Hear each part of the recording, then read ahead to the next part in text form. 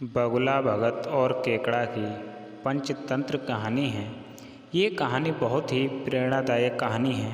इस कहानी को जो भी मनुष्य ध्यानपूर्वक सुनता है उसके जीवन में जो भी कलेश से उत्पन्न होता है वो सारे कलह उसके कट जाते हैं और वो शांतिपूर्वक जीवन व्यतीत करने लगता है। तो दोस्तों, जिस घर में लड़ाई एवं झगड़े होते हैं उस घर में हमेशा कलह ही कलह बनी रहती है। तो आइए एक आलसी कौवे की बगुले की कहानी हम लेके चलते हैं, जो आलसी बगुला भगत होता है।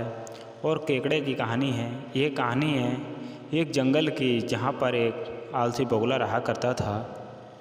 वह इतना आलसी था कि कोई काम करना तो दूर, उससे अपने लिए खाना पीना भी ढूंढने के लिए नहीं जाया करता था। इतना आलस में पड़ा हुआ था कि अपने इस आलस के कारण बगुले को कई बार पूरा दिन भूखा रहना पड़ता था। नदी के किनारे अपनी एक टांग पर खड़े होकर दिन भर बगुला बिना मेहनत किए खाना पाने की युक्ति सोचा किया करता था। यानी कि वो भक्तई में मगर रहा करता था कि कोई आए और मुझे भूख का शिकार बने कोई। एक बार की बात है, जब बगुला ऐसी ही कोई योजना बना रहा था, वह उसे एक आइडिया सूझा। तुरंत ही वह उस योजना को सफल करने के लिए जुट गया। वह नदी के किनारे एक कोने में जाकर खड़ा हो जाता है और मोटे मोटे आंसू पर टपकाने लगता है। उसे इस प्रकार रोता देख केकड़ा उसके पास आता है और उससे पूछता है। देखकर केकड़ा उसके पास आया और उससे पूछ रहा है कि अरे बगुला भैया, क्या बात है, रो रो कर क्यों इतने परेशान हो रहे हो। उसकी बात सुनकर बगुला रोते रोते बोला, क्या बताऊं केकड़ा भैया, मुझे अपने किए पर बहुत पछतावा हो रहा है कि अपनी भूख मिटाने के लिए मैंने आज तक ना जाने कितनी मछलियां को मार दिया है। मैं कितना स्वार्थी था, लेकिन आज मुझे इस बात का एहसास हो गया है कि और मैंने ये वचन लिया है कि अब मैं एक भी मछली को शिकार नहीं करूँगा, वह अपना एक भी मछली को शिकार नहीं बनाऊँगा, भोजन नहीं बनाऊँगा। बगुले की बात सुनकर केकड़े ने कहा, भ्राता, अरे ऐसा करने से तुम भूखे मर जाओगे। इस पर बगुले ने जवाब दिया। तो दोस्तों, क्या जवाब दिया? किसी और की जान लेकर अपना पेट भरने से तो भूखे मर जाना ही अच्छा है। अरे भाई, वैसे भी मुझे कल त्रिकालीन बाबा ने मिले थे और उन्होंने मुझसे कहा था कि कुछ ही समय बाद 12 साल के लिए सूखा पड़ने वाला है, जिसके कारण सब मर जाएंगे।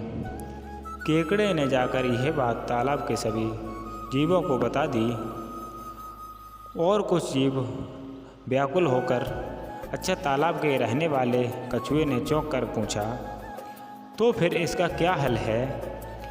तो इस पर बगुला भगत ने कहा, यहाँ से कुछ कोस दूर एक तालाब है, हम सभी उस तालाब के यहाँ जाकर रह सकते हैं, वहाँ पानी कभी नहीं सूख सकता है। मैं एक एक को अपनी पीठ पर बैठाकर वहाँ छोड़कर आता रहूँगा। उसी की ये बात सुनकर सारे जानवर खुश हो जाते हैं और अगले दिन से बगुले ने अपनी पीठ पर एक एक जीव को लेकर जाना शुरू कर दिया। वह उन्हें नदी से कुछ देर ले जाता और एक चट्टान पर ले जाकर मार डालता था और अपना भोजन बना लिया करता था। कई बार वह इस बार मैं 2 जीवों को लेकर जाता और भर पेट भोजन बनाकर चला आता था। उस चट्टान पर उस जीवों की हड्डियां का ढेर लग चुका था। बगुला अपने मन ही मन सोचता करता था कि दुनिया भी कैसे मूर्ख है, इतनी आसानी से मेरी बातों में आ गए। ऐसा कई दिन तक चलता रहा, परंतु एक दिन केकड़े ने बगुले से कहा, बगुला भैया, तुम हर रोज़ किसी न किसी को ले जाते हो, मेरा नंबर कब आएगा? तो बगुले ने कहा, ठीक है, आज तुम्हें ले चलता हूँ। यह कहकर उसने केकड़े को अपनी पीठ पर बिठाया और चल पड़ा।